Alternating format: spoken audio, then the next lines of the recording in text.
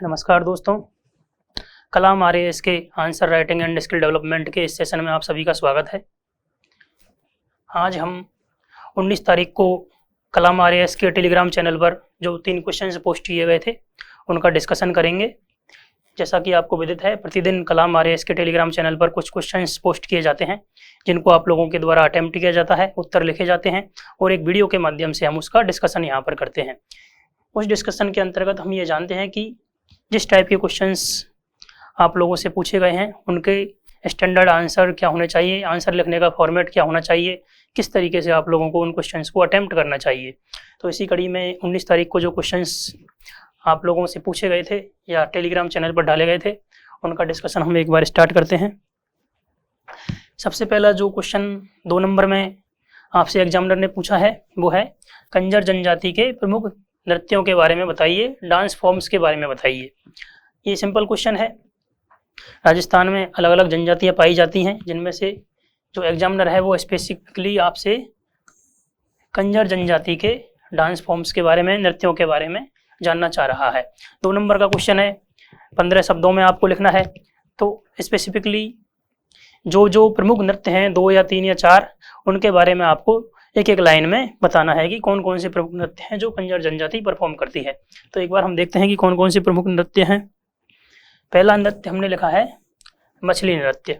मछली नृत्य के बारे में क्या विशेष बात है वो हम एक लाइन में बताएंगे। ये घूर नृत्य का घूर डांस फॉर्म है, घूर नृत्य है, घूर का विशेष प्रकार है। इसका आरंभ सुखद होता है और इसका अंत दुखद होता है। तो एक लाइन में हमने ये मछली नृत्य के बारे में इंफॉर्मेशन दे दी। इसी प्रकार से दूसरा नृत्य है चक्री नृत्य। चक्री नृत्य के बारे में क्या बात विशेष है कि ये महिलाओं द्वारा गोल चक्कर बनाकर परफॉर्म किया जाता है और कजली तीज के उपलक्ष्य में, कजली तीज के अवसर पर इसको परफॉर्म किया जाता है। तीसरा नृत्य हमने लिखा धाकड़ नृत्य। धाकड़ नृत्य के बारे में क्या प्रसिद्ध है कि ये पुरुष नृत्य है, इसको महिलाएं परफॉर्म नहीं करती, पुरुष ही परफॉर्म करते हैं। इसके अंतर्गत युद्ध का अभिनय किया जाता है और झाला पाव की विजय के उपलक्ष्य में इसको परफॉर्म किया जाता है। तो ये बिल्कुल सिंपल आंसर हो गया। तो जब भी आप राजस्थान की कला एंड संस्कृति का अध्ययन करें तो उसमें जितने भी डांस फॉर्म हैं अलग अलग जनजातियों के, पढ़ते समय आपको हर नृत्य के बारे में उसकी जो विशेष खासियत है 1-2 लाइन वो पता होनी चाहिए, क्योंकि आरपीएससी नॉर्मली इस तरीके के क्वेश्चंस पूछती है। ठीक है, अब हम अगला क्वेश्चन एक बार देखते हैं। ये क्वेश्चन आपसे 50 शब्दों में पूछा है और 5 अंक का है। तो क्वेश्चन क्या है, जनजातियों के संरक्षण व विकास से संबंधित अधिनियमों का उल्लेख कीजिए। इसके अंतर्गत पहली बात तो किस जनजातियों, तो राजस्थान में जो भी ट्राइब्स है, ट्राइब पॉपुलेशन है, जनजातियां हैं, उनके संरक्षण व विकास से संबंधित, उनके संरक्षण के लिए, प्रोटेक्शन के लिए, डेवलपमेंट के लिए कौन कौन से अधिनियम बने हैं राजस्थान में, इंडिया में। ओवरऑल एग्जामिनर ने ये मेंशन नहीं किया है कि राजस्थान के अधिनियम लिखने हैं या ऑल ओवर इंडिया के लिखने हैं, तो हम यहाँ पर दोनों के अधिनियम लिखेंगे। तो जो भी जनजातियों के संरक्षण और विकास से संबंधित प्रमुख अधिनियम हैं उनका उल्लेख करना है। तो जो प्रमुख अधिनियम हैं उनके बारे में हम 1-1, 2-2 लाइन में बताएंगे। तो ये भी सिंपल क्वेश्चन है। इस तरीके के क्वेश्चंस पढ़ते समय आपको ये इन्फॉर्मेशन पता होनी चाहिए। तो हम सबसे पहले देखते हैं वन अधिकार अधिनियम 2006। इस अधिनियम के अंतर्गत क्या है, इस अधिनियम में वन में रहने वाली जो जनजातियां हैं उनके वन अधिकारों पर, वन संसाधनों पर अधिकारों को मान्यता दी गई। इस अधिनियम के बारे में आप सबने पढ़ा भी होगा। जो भी वन प्रदेश में रहने वाली जनजातियां हैं उसमें ये प्रोविजन किया गया था कि वनों के जो भी रिसोर्सेस हैं उन पर उन जनजातियों का अधिकार है। तो हमने एक लाइन में बता दिया कि वन अधिकार अधिनियम 2006 है। इसके अंतर्गत वन संसाधनों पर जनजातियों के अधिकारों को मान्यता दी गई। दूसरा है PESA act, panchayat extension to scheduled areas, PESA अनुसूचित क्षेत्रों में पंचायती राज का विस्तार। ये 1996 में आया था। आप सब लोगों को पता है कि पंचायती राज संवैधानिक प्रोविजन है जिसको हमारे संविधान में जगह दी गई है, और लेटर ऑन जो ये संवैधानिक प्रोविजन है इसका विस्तार जो अनुसूचित क्षेत्र हैं जहाँ पर जनजातियाँ रहती हैं वहाँ पर भी कर दिया गया। तो पेशा एक्ट 1996 इस एक्ट का उद्देश्य ये भी यही था कि जो भी जनजातियां हैं पर्टिकुलर अनुसूचित क्षेत्रों में रहती हैं उनको ज़्यादा मजबूत बनाया जाए, डिसीजन मेकिंग में उनकी भागीदारी को निर्णय लेने में उनकी भागीदारी को बढ़ाया जाए। तो इसमें ग्राम सभा को अधिक अधिकार दिए गए। जो भी उस पर्टिकुलर क्षेत्र के नेचुरल रिसोर्सेज हैं, प्राकृतिक संसाधन हैं, उनके मैनेजमेंट में ग्राम सभा को अधिक अधिकार दिए गए। इससे क्या होता है कि जो भी लोकल पॉपुलेशन है वो ये डिसाइड कर सकती है कि उन रिसोर्सेज का उपयोग किस तरीके से उनके हित में किया जाना है। तो हमने एक लाइन में ये बता दिया कि पेसा एक्ट 1996 है, इसमें ग्राम सभा को अधिक अधिकार दिए गए हैं related to management of their local resources. उनके जो भी लोकल रिसोर्सेज हैं, स्थानीय संसाधन हैं, उनके मैनेजमेंट में, प्रबंधन में। तीसरा है अनुसूचित जाति एवं जनजाति अत्याचार निवारण अधिनियम 1989। इस अधिनियम के बारे में भी आप सभी लोगों ने सुना होगा। इस अधिनियम में जो भी जनजातीय समुदाय के लोग हैं उनका किसी भी तरीके से अपमान करने पर, अगर पब्लिक प्लेस पर, सार्वजनिक स्थान पर उनको अपमानित करने के उद्देश्य से अगर जाति सूचक शब्दों से उनको संबोधित किया गया है या उनका अपमान करने की अगर भावना है किसी पर्सन की, तो इस कानून के अंतर्गत उसको दंडित किया जाता है। तो इस कानून का मोटिव यही था कि जनजातीय लोगों को सिर्फ उनकी जाति की वजह से अपमान नहीं सहन करना पड़े। तो तीसरा अधिनियम है अनुसूचित जाति एवं जनजाति अत्याचार अधिनियम 1989। इसका संशोधन भी किया गया था 2015 में। तो 3 अधिनियम हमने देख लिए। वन अधिकार अधिनियम 2006, पेशा एक्ट 1996, अनुसूचित जाति एवं जनजाति अत्याचार निवारण अधिनियम 1989। चौथा है सागड़ी प्रथा निषेध अधिनियम 1961। इस अधिनियम को क्यों बनाया गया था? इसको बंधुआ मजदूरी के उन्मूलन हेतु बनाया गया था। देखो, सागड़ी प्रथा राजस्थान में या भारत के और भी कई भागों में प्रचलित थी। इस प्रथा के अंतर्गत क्या होता था कि जो भी साहूकार हैं वो जनजातीय लोगों को, गरीब लोगों को कुछ एडवांस में, लोन में, ऋण के रूप में कुछ पैसा देते थे और उस पैसे को चुकाने के बदले बिना कोई मजदूरी दिए उनसे काम करवाते थे। तो ये सागड़ी प्रथा है। इसके उन्मूलन के लिए 1961 में अधिनियम बना जिसमें बंधुआ मजदूरी को अवैध घोषित करवा दिया गया। तो ये अधिनियम चौथा आपने देखा। पांचवा है राजस्थान काश्तकारी अधिनियम 1955। जब आज़ादी के बाद भूमि सुधार शुरू हुए थे उस समय यह अधिनियम बना था। तो इसमें क्या है, भूमि हस्तांतरण को रोकने तथा हस्तांतरित भूमि को वापस दिलाने हेतु क्या होता था कि जो भी गांवों में या समाज का जो भी प्रभावशाली वर्ग था वो जनजातीय लोगों से उनकी भूमि को औने पौने दामों पर, बहुत कम दामों पर ले लेता था, छीन लेता था या प्रेशर बना के भी ले लेता था। कई बार जनजातियों में साक्षरता का, शिक्षा का, जानकारी का, ज्ञान का भी अभाव होता था। तो उनको बहला फुसला कर भी उनकी जमीन अपने नाम कर ली जाती थी। तो उनकी जमीन उन्हीं के पास रहे, इसके लिए यह अधिनियम लाया गया। इसमें भूमि हस्तांतरण को रोकने और हस्तांतरित भूमि को वापस दिलाने हेतु प्रावधान किए गए कि जनजातियों की भूमि जनजातियों के पास ही रहे। फिर लास्ट अधिनियम हमने यहाँ मेंशन किया है राजस्थान ऋणग्रस्तता से मुक्ति संबंधी अधिनियम 1975। जो भी जनजातीय पीपुल कर्ज के बोझ तले दबे हुए थे तो सरकार ने कोशिश की कि एक लॉ बना के, अधिनियम बना के उनको कर्ज से राहत दिलाई जाए। जैसे कई बार आप अभी भी आप लोग देखते हो कि बैंकों से जो भी किसान कर्ज लेते हैं सरकार उस कर्ज की माफ़ी कर देती है, उस कर्ज को अपने ऊपर ले लेती है। उसी तरीके से ये ऋणग्रस्तता से मुक्ति के लिए अधिनियम बनाया गया था। अब आपको ध्यान क्या रखना है इस तरीके के क्वेश्चन का आंसर करने में, जो लेटेस्ट अधिनियम है, सबसे ज़्यादा महत्वपूर्ण अधिनियम है, वो सबसे पहले मेंशन करने हैं। और जो पुराने अधिनियम हैं, कम इम्पोर्टेंट अधिनियम है, जिनकी आज के समय में उतनी ज़्यादा आवश्यकता नहीं है, उनको आपको बाद में मेंशन करना है। तो इस तरीके से आप इनको पॉइंट वाइज फॉर्मेट में लिख देंगे। 1 2 3 4 5 और 6। इनमें से अगर 6 के 6 अधिनियम आपको याद नहीं है तो जो मुख्य अधिनियम है कम से कम पढ़ते समय आपको ये कोशिश करनी चाहिए कि उनके बारे में आपको जानकारी रहे, वो आपको याद रहे। तो इस क्वेश्चन को हमने यहाँ पर देखा। अगला क्वेश्चन जो 10 नंबर में आपसे पूछा है वो है पश्चिमी राजस्थान में, पहली बात तो कहाँ पर, वेस्टर्न राजस्थान में, सौर ऊर्जा के विकास के लिए राज्य सरकार द्वारा किए गए प्रयासों का मूल्यांकन कीजिए।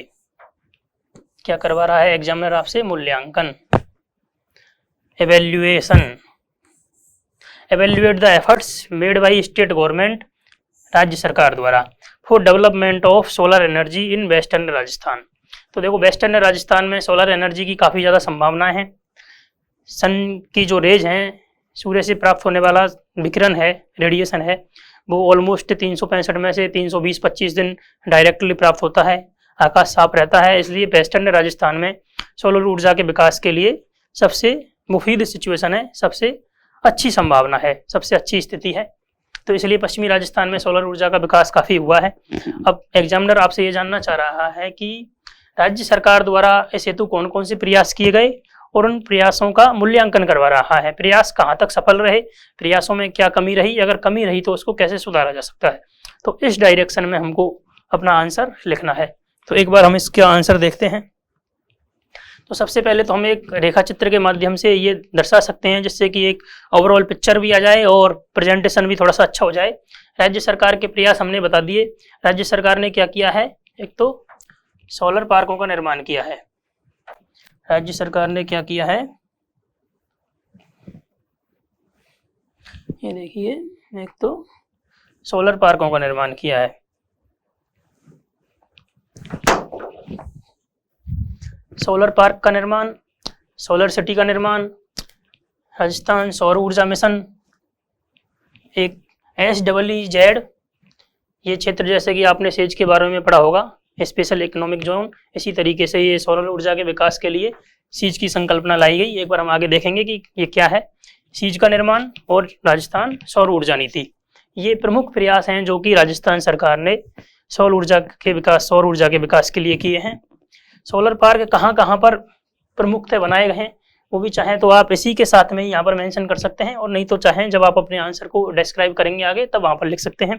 ये भड़ला और फलौदी 2 सोलर पार्क जोधपुर में है, और फतेहगढ़ और नोख जैसलमेर में है।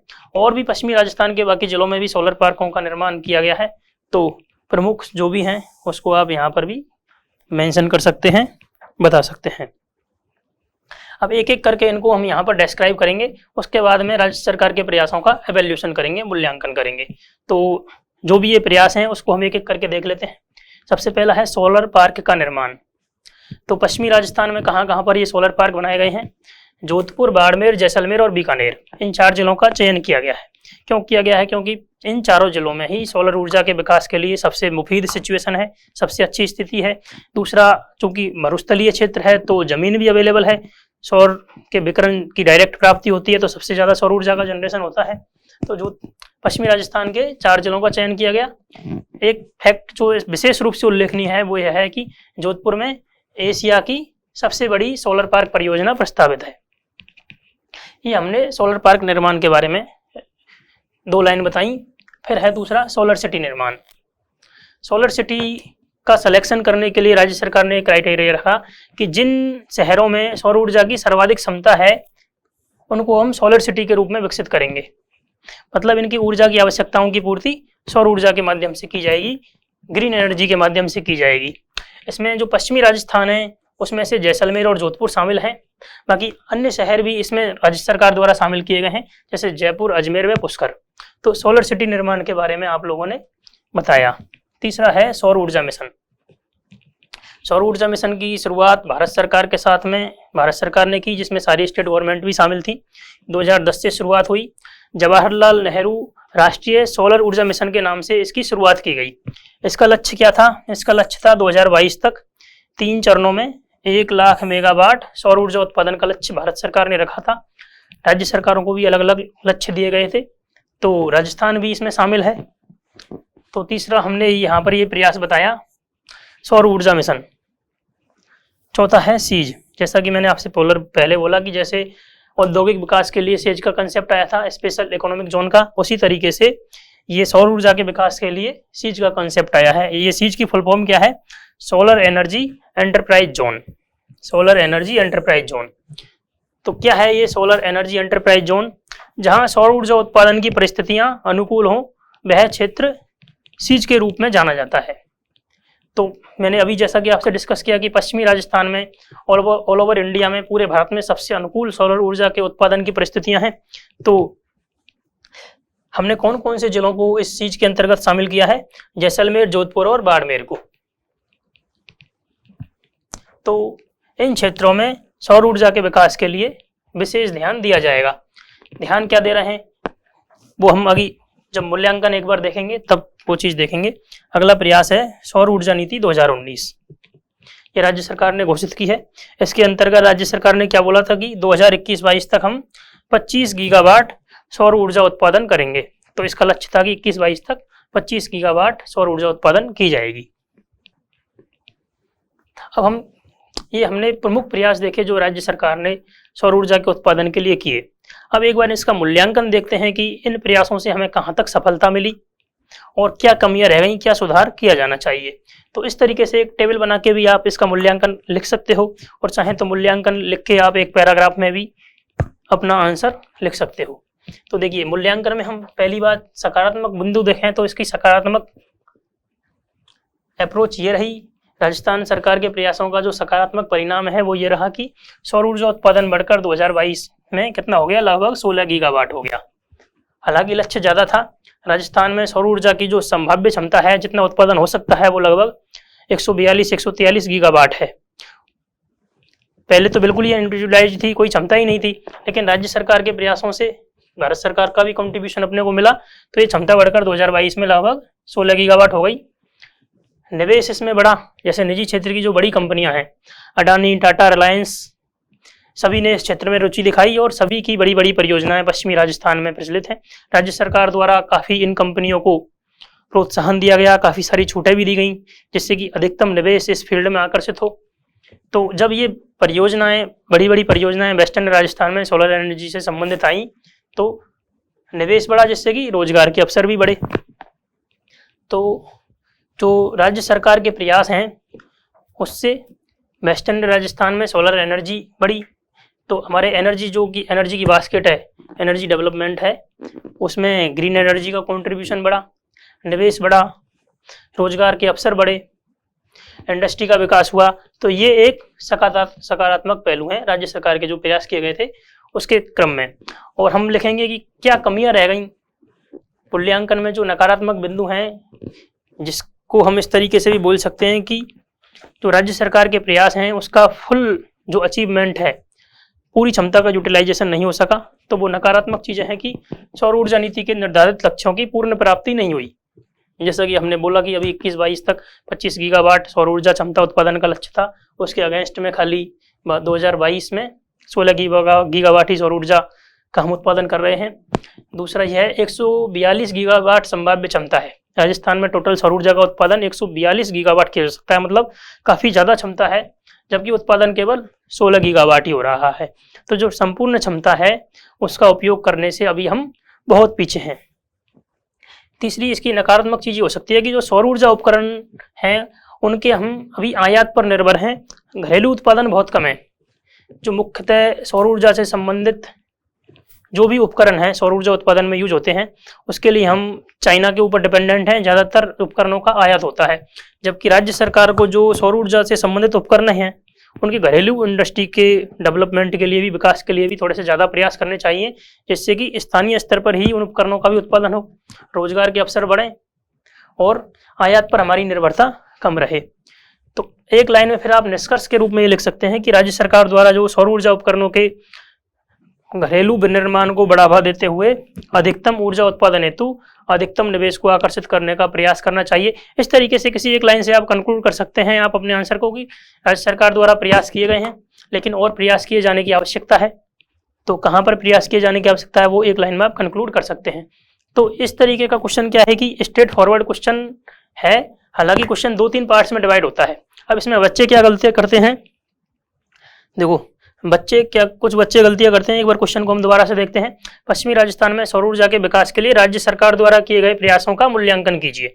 अब कुछ बच्चे क्या करते हैं कि राज्य सरकार द्वारा क्या क्या प्रयास किए गए हैं सिर्फ वहीं तक ही अपना आंसर लिखते हैं, उन प्रयासों का मूल्यांकन, क्या उसकी वजह से सकारात्मक चीजें हुई, क्या नकारात्मक चीजें हुई, उनको नहीं लिखते। तो क्वेश्चन का वो सिर्फ आधा पार्ट ही अटेम्प्ट करते हैं। तो 10 में से आपने 5 नंबर का क्वेश्चन ही अटेम्प्ट किया है तो आपको मार्क्स भी उसी हिसाब से मिलेंगे।